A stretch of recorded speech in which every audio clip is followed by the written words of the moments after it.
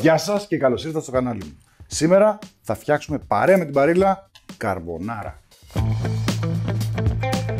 Και πριν ξεκινήσω, θυμηθείτε να κάνετε εγγραφή στο κανάλι μου. Κάπου κάτω δεξιά υπάρχει και ένα καμπανάκι. Πατήστε το και αυτό για να σας έρχονται ειδοποιήσεις. Για περισσότερες πληροφορίες και λεπτομέρειες για την αναλυτική συνταγή με τα γραμμάρια, τη διαδικασία και φυσικά το διατροφικό πίνακα, μπείτε στο site μου www.panosioannidis.com. Καρμπονάρα. Στο παρελθόν είχα κάνει μια έκδοση καρμπονάρας η οποία είχε ονομαστεί Καρμπονάρα Ρίκα. Σίγουρα δεν είναι η original εκδοχή. Δέχτηκα αρκετά σχόλια και όλα είναι σωστά. Κάποια από τα σχόλια λένε στη Ρώμη έτσι τη φτιάχνουν πάντως παντού. Για το παντού κάποιος άλλος γράφει, αμφιβάλλω, κάπου μπορεί, αλλά στη Ρώμη έχω φάει σε δεκάδες τρατορίες αυθεντική πεντανόσιμη καρμπονάρα. Αυτό δεν είναι καρμπονάρα. Συμφωνώ και το λέω και τώρα. Δεν είναι καρμπονάρα, δεν ήταν καρμπονάρα. Σήμερα πάμε να κάνουμε την πραγματική καρμπονάρα, την original εκδοχή της συνταγής και όποιος αντέξει μπορεί να το δοκιμάσει. Πάμε να δούμε σε γρήγορα βήματα πώς γίνεται η καρμπονάρα. Βάζουμε μια κατσαρόλα με το ανάλογο νερό της ποσότητας σε σχέση πάντα με τα ζυμαρικά που έχουμε να βράσουμε, αθερμένα. Προθερμαίνουμε ένα τηγάνι και σοτάρουμε μαζί με το σκόρδο το κομμένο γκουαντσιάλε μέχρι να γίνει τραγανό. Αφαιρούμε το σκόρδο από το τηγάνι. Κρατάμε το λίπος που θα βγάλει. Βράζουμε τα ζυμαρικά ανάλογα με το χρόνο που μας υποδεικνύει η συσκευασία. Κρατάμε μέσα σε ανάλογο σκεύος το ζεστό νερό από το βρασμό. Σουρώνουμε την κατσαρόλα με τη σπαγκέτι με ένα σουρωτήρι και τα κρατάμε ζεστά στην κατσαρόλα που τα βράσαμε. Προσθέτουμε το περιεχόμενο μαζί με το λίπος από το τηγάνι που σοτάραμε το γκουαντσιάλε μέσα στα ζυμαρικά και ανακατεύουμε ελαφρά με μια ξύλινη κουτάλα. Σε ένα σχετικά ευρύχρωμο μεταλλικό μπολ βάζουμε τους κρόκους με το μείγμα τυριών και προσθέτουμε το φρεσκοτριμμένο πιπέρι. Χτυπάμε ένα φουέ καλά, προσθέτοντας σταδιακά το ζεστό νερό από τα ζυμαρικά μέχρι να λιώσει το τυρί και να φτάσει στην υφή που να θυμίζει κρέμα. Μεταφέρουμε το μείγμα από το μπολ μέσα στην κατσαρόλα με τα ζυμαρικά και ανακατεύουμε μια ξύλινη κουτάλα σε μέτρια θερμοκρασία. Με τη βοήθεια μιας πυρούνας και μιας βαθιάς κουτάλας κάνουμε μερίδες σε φωλιά και σερβίρουμε. Σε αυτή τη συνταγή θα χρησιμοποιήσουμε μπαρίλα σπαγγέτι νούμερο 5. Σπαγγέτι νούμερο 5. Ιδανικά για al dente κράτημα, από σιτάρια υψηλής περιεκτικότητας σε πρωτεΐνες και φυσικά συνδυάζονται τέλεια με κάθε σάλτσα της επιλογής σας. Πριν ξεκινήσω, εκτός από το beef το δικό μας με την καρμπονάρα ρίκα και την original εκδοχή της, υπάρχει ένα άλλο beef το οποίο γίνεται στην Ιταλία, μεταξύ των Ιταλών. Κάποιοι λένε ότι χρησιμοποιούν στην καρμπονάρα την παντσέτα και κάποιοι άλλοι τον γκουαντσιάλε. Τι είναι το ένα και τι είναι το άλλο. Εδώ έχω μία παντσέτα και εδώ έχω ένα γκουαντσιάλε. Όπως βλέπετε είναι δύο διαφορετικά κρέατα από δύο διαφορετικά σημεία του χοιρινού. Το γκουαντσιάλε είναι από τα μάγουλα, έχει πάρα πολύ λίπος. Η παντσέτα έχει λιγότερο λίπος και έχει περισσότερο κρέας. Αυτή βγαίνει από την πάντσο, δηλαδή την κοιλιά που βρίσκεται ακριβώς εδώ πέρα στα πλευρά. Και με τα δύο πραγματικά γίνεται πάρα πολύ νόστιμο. Είναι λίγο θέμα γούστου, θα έλεγα εγώ. Τώρα, το τι λένε οι Ιταλοί, αυτό δεν το ξέρουμε. Πάντως είναι δύο διαφορετικά κρέατα. Το ξεκαθαρίζουμε πριν ξεκινήσουμε την πραγματική εκδοχή που τείνει να είναι περισσότερο ως προς τον γκουαντσιάλε. Πρώτο βασικό υλικό είναι τα αυγά, η κρόκη μόνο, όχι το ασπράδι. Έχουμε σε αυτή την περίπτωση γκουαντσιάλε. Εμένα μου αρέσει πάμε το γκουαντσιάλε γιατί βγάζει περισσότερο λίπος. Το κρέας τηγανίζεται μέσα στο λίπος, οπότε γίνεται πάρα πολύ τραγανό. Έχουμε λίγο σκόρδο το οποίο θα μπει ίσα ίσα και έχουμε παρμεζάνα και πεκορίνο. Πάντα η παρμεζάνα πρέπει να είναι περισσότερη από το πεκορίνο. Το πεκορίνο είναι ένα πολύ δυνατό τυρί.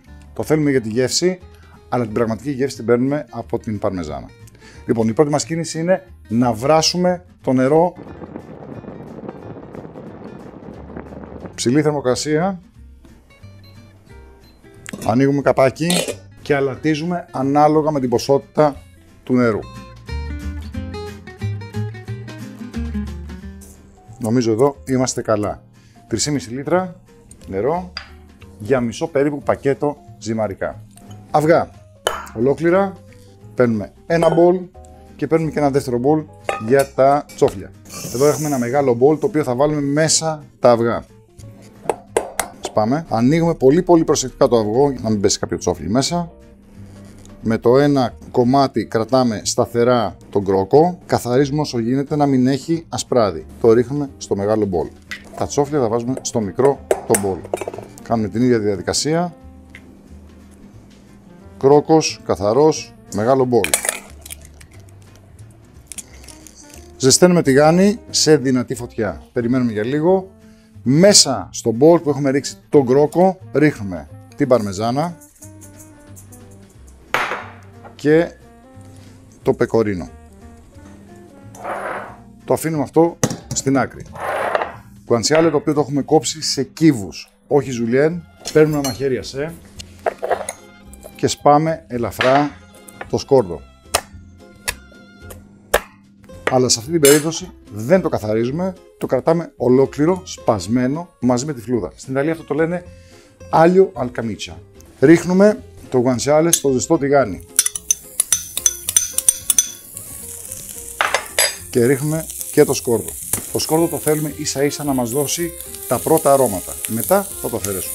Με μια ξύλινη σπάτουλα ανακατεύουμε και σοτάρουμε σε δυνατή ένταση. Το γκουανσιάλε είναι εντελώς διαφορετικό από την πανσέτα. Βλέπουμε ότι έχει αρχίσει και ήδη διαφανίζει. Αυτό το διάφανο σε λίγο θα γίνει τραγανό.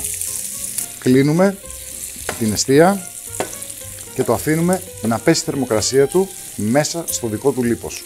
Πραγματικά η μυρωδιά είναι φανταστική. Κλείνουμε την εστία, το αφήνουμε πάνω στην εστία και με μια τσιμπίδα αφαιρούμε προσεκτικά να μην καούμε το σκόρδο. Έδωσε ό,τι άρωμα ήταν να δώσει, δεν θέλουμε πάρα πολύ ένταση.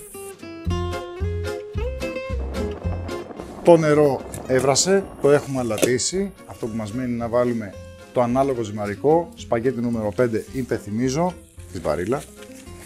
Λοιπόν, επειδή είναι μια αρκετά βαριά σάλτσα, με τα αυγά, με την παρμεζάνα κτλ., μισό πακέτο μας βγάζει περίπου 3 μερίδες. Λοιπόν, μισό πακετάκι είμαστε εδώ, μια χαρά. Βράζουμε, όσο μας λέει, 9 λεπτά. Φροντίζουμε πάντα όλα τα ζυμαρικά όταν τα βάζουμε στο νερό κατευθείαν να μπαίνουν μέσα, δεν τα αφήνουμε να πέσουν μόνα τους.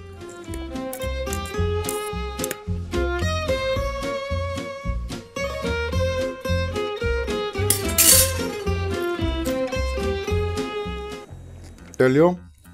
Το βγάζουμε και ένα τσικ νωρίτερα, γιατί έχουμε χρόνο μέχρι να το δουλέψουμε. Και η πρώτη μας κίνηση είναι η εξής. Παίρνουμε νερό μέσα από τα ζυμαρικά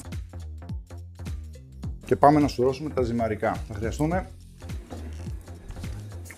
ένα σουρωτήρι για τα σπαγγέτι μας.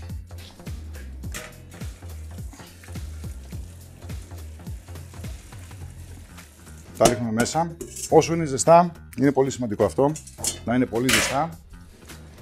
Ρίχνουμε το γκουανσιάλε που έχουμε μέσα στο τηγάνι μαζί με το λίπος, επίσης βασικό.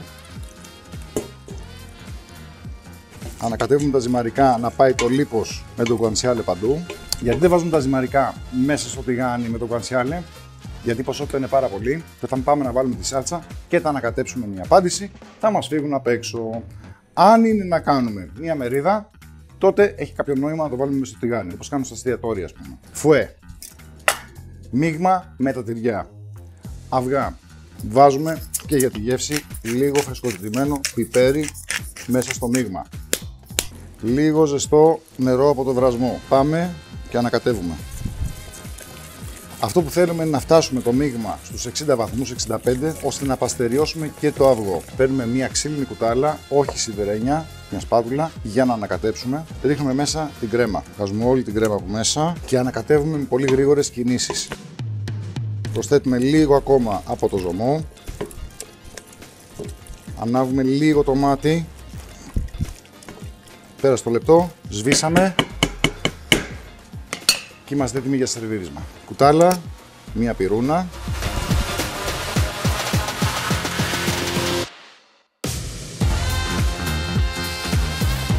Λίγο φρέσκο πιπέρι από πάνω.